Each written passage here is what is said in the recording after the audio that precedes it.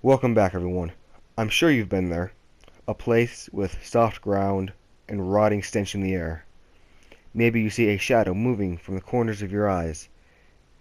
Today, we'll be talking about a place many mortals dare not speak of, let alone travel to. And that place is NeverDeath Graveyard. Before the ruining of the spell-plagued disaster, NeverDeath was once a place one could go to give thanks to their ancestors. But of the last 26 years, things have changed. Many soldiers lie in unmarked graves due to the great many battles fought between demons, undead, and other factions such as elves, orcs. And a great deal of dark magic has made its way into the soil, corrupting the graves and raising the dead of those we care about most. You see that over there? It would seem the dead are rising, and the only explanation there is for that is the wizards of Thay and their twisted necromancy. But of course, if you know anything about the wizards of Thay, they weren't always like this, and even now, they can still be respectable. In fact, they were once a great many people who focused on a different school of magic. Each person had their own school. Until there was an overthrow, and necromancy took over. And the ones that have come here, they have twisted magic. Their magic is dark. It will constantly raise the dead, no matter how many times you strike them down. And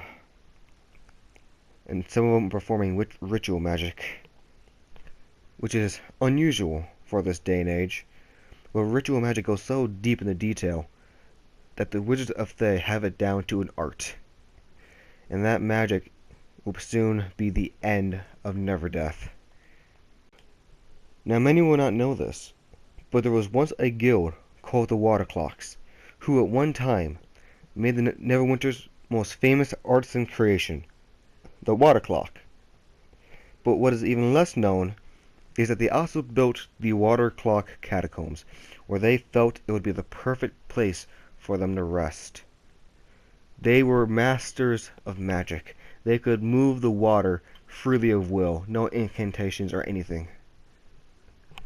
These were people that were truly respectable. But one thing that was difficult for us to recover was they used a form of a conjuration to summon elementals.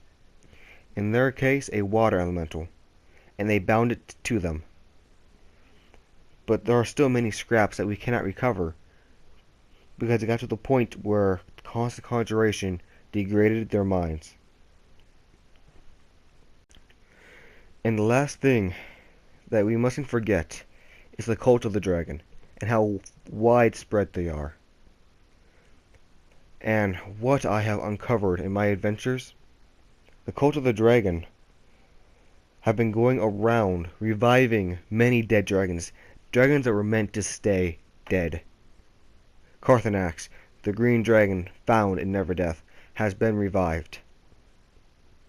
Who knows how far the cult of the dragon will go before they are satisfied?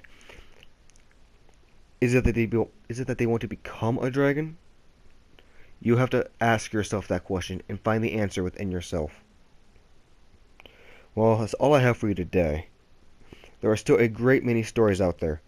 You just gotta open your eyes and your mind, or else you will never find them. Stay safe on your adventures, traveler.